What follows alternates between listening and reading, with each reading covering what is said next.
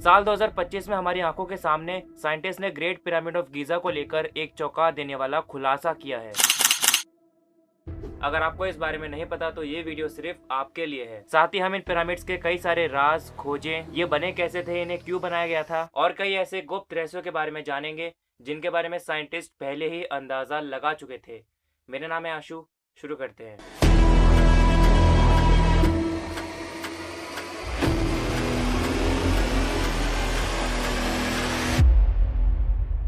तो अब तक हम कुछ 118 पिरामिड्स की खोज कर चुके हैं जो कि इजिप्ट में ही मौजूद हैं, जो पहले ही 300 से 400 फीट तक ऊंचे हैं और 230 मीटर तक फैले हुए हैं। लेकिन जब हम पिरामिड्स के बारे में बात करते हैं तो कई सवाल आते हैं कि ये ऊंचे ऊंचे ट्रायंगल जिनके एक एक पत्थर का वजन 2 टन से भी ज्यादा होता है, इन भारी पत्थरों को इतनी ऊपर उठाकर ये पिरामिड्स बने कैसे होंगे? नहीं, एलियंस ने नहीं बनाए।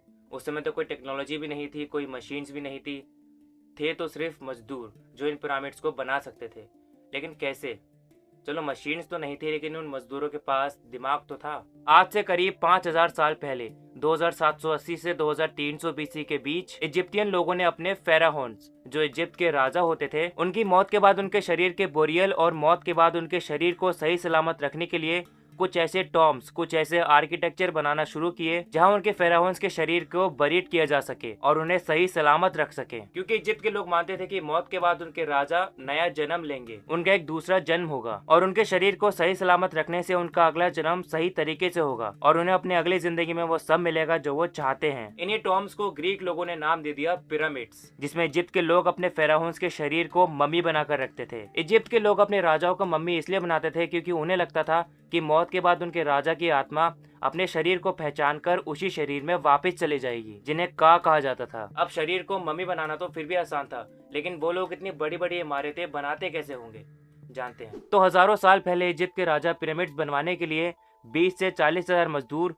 और कई सारी कंस्ट्रक्शन टेक्निक्स का यूज करते थे। पत्थरों को हजारों मजदूर मिलकर खींचते थे। उनके पास तांबे की बनी छेनी, आरी, ड्रिल और डोलेराइट से बने हथौड़े थे। इन पत्थरों को उठाने के लिए या हिलाने के लिए लकड़ी के बने स्लेट्स, रैम्स और लीवर्स का यूज किया जाता था। कुछ स्टडीज ये भी बताती हैं कि इजिप्ट के लोग ब्लॉक्स को यहाँ वहाँ ले जाने के लिए लकड़ी के बने रोलर्स का भी यूज करते थे और पत्थरों को ऊपर नीचे करने के लिए वो शायद पानी का भी यूज करते थे, जिससे उनका काम आसान हो जाता होगा। अब इन्हीं सब टेक्निक्स की मदद से इजिप्ट के लोग कुछ 20-25 साल में एक पिरामिड बना देते थे। ग्रेट पिरामिड ऑफ गीजा को बनने में भी इतना ही समय लगा था। अल हराम नजलेत एल सेमेन इजिप्ट में मौजूद the great pyramid of Giza, confuse ना हो, इंडिया से 4400 किलोमीटर दूर है। ये गीजा पिरामिड्स 3 अलग अलग फेराहोन्स के लिए बनाए गए थे करीब 2465 बीसी के समय। एक बना था खुफू के लिए, दूसरा बना था खाफरे के लिए और तीसरा मैनकूरे के लिए। गीजा की लंबाई करीब 140 मीटर है और ये 230 मीटर तक फैले हुए हैं। ये स्टैचू ऑफ लिबर्टी से बड़े और एफिल टावर से छोटे हैं, यानी उन दोनों के बीच में। इतने पुराने होने के बाद भी ये पिरामिड्स अभी भी अपनी जगह पर वैसे ही बने हुए हैं।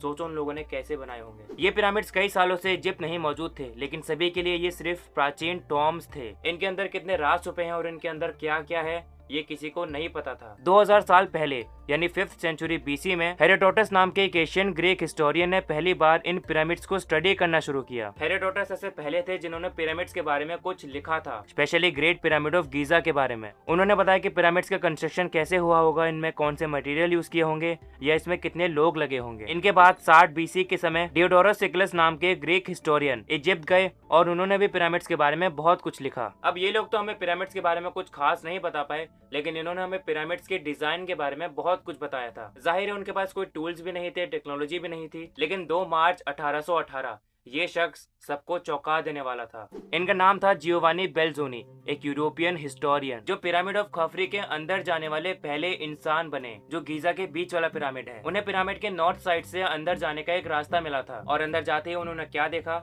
कुछ कमाल का। जियोवानी को पिरामिड के अंदर ग्रेनाइट की बनी दीवारें मिली। उन्होंने लाल सागर बेनाराइस शहर की खंडरों की पहचान की। बेनाराइस एशियन इजिप्ट का एक सी पोर्ट है। उन्हें पिरामिड्स के अंदर कुछ चेम्बर्स मिले, जानवरों की हड्डियां मिली और उन्हें 3 बरीड चेम्बर्स में मिले थे जहाँ फेराहोन्स के शरीर को दफनाया जाता था, लेकिन उन्हें वहाँ पर मम्मीज नहीं मिले। बाहर आने से पहले जियोवानी ने पिरामिड की एक दीवार पर अपना नाम लिखा था ताकि सभी को पता चले कि वो अंदर जाने वाले पहले इंसान थे। आज भी उनकी राइटिंग अभी भी वैसी ही है। तो जियोवानी बेल्जोनी के बाद पिरामिड्स के राज खुलना शुरू हो गए थे। 100 से ज्यादा पिरामिड्स के एक्सकवेशंस में रिसर्चर्स को सरकोफगी, कॉफिन्स, मम्मीज मिली, लेकिन खजाना नहीं मिला। रिसर्चर्स ने रेडार टेक्नोलॉजी से बताया था कि ग्रेट पिरामिड ऑफ गीजा के नीचे एक वास्ट अंडरग्राउंड सिटी हो सकती है, लेकिन इन सबके बीच एक चीज थी जो साइंटिस्ट का ध्यान अपनी तरफ खींच रही थी। आप गीजा के साथ इजिप्ट के वेस्टर्न डेजर्ट की तरफ देखोगे तो आपको सभी पिरामिड्स के पास एक नदी जाती हुई दिखाई देगी। ये दुनिया की सबसे बड़ी रिवर नील रिवर है, जो अभी पिरामिड्स के पास नहीं है, लेकिन 4000 साल पहले थी।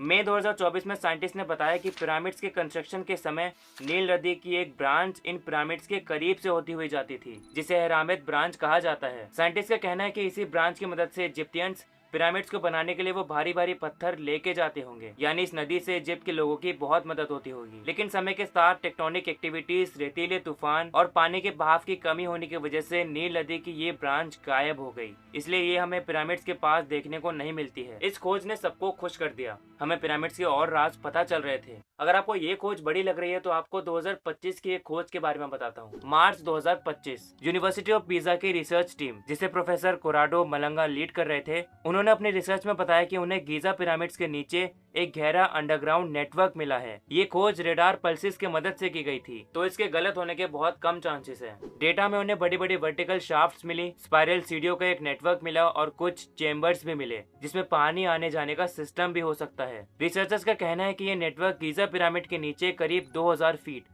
यानी 610 मीटर तक फैला होगा। ये खोज है तो कमाल की, लेकिन हर एक एक्सपर्ट इससे सहमत नहीं है। Radar expert professor Lawrence coffers ने इस खोज को लेकर कहा कि जो टेक्नोलॉजी इस खोज में इस्तेमाल की गई है, रेडियो पल्सेस, ये वही टेक्नोलॉजी है जिसे समुद्र का नक्शा बनाने के लिए या सैटेलाइट्स में यूज किया जाता है, जैसे सोनार रेडार का यूज किया जाता है। लेकिन ये रेडार पल्सेस जमीन के हजारों फीट नीचे जा ही नहीं सकती कि साइंटिस्ट उससे पिरामिड्स के नीचे कुछ इतना बड़ा ढूंढ लें। समझाता हूँ कैसे। तो पीआरएस सिस्टम में जमीन के नीचे छोटे छोटे रेडियो वेव्स के पल्सेस भेजे जाते हैं। जब ये रेडियो वेव किसी हार्ड सरफेस से टकराकर रिफ्लेक्ट होकर वापस आती है, तो साइंटिस्ट इसे भेजने से वापस आने का टाइम नोट करते हैं, जिससे रेडियो वेव जिस सरफेस से टकराई है वो चीज कितनी दूर है ये बताया जा सकता है। रेडियो वेव इलेक्ट्रोमैग्नेटिक स्पेक्ट्रम के इस रेंज में आती है। इसकी स्पीड तो लाइट की स्पीड है 3 लाख किलोमीटर पर सेकेंड, लेकिन रेडियो वेव पानी के अंदर भी ज्यादा दूरी तक सफर नहीं कर सकती। जितनी ज्यादा दूर जाएगी उतनी ही कमजोर होती जाएगी और एक टाइम पर खत्म ही हो जाएगी। अब पानी के साथ अर्थ के इंटीरियर में भी कुछ ऐसा ही होगा। रेडियो वेव जितना अंदर जाएंगी उतनी ही कमजोर होंगी।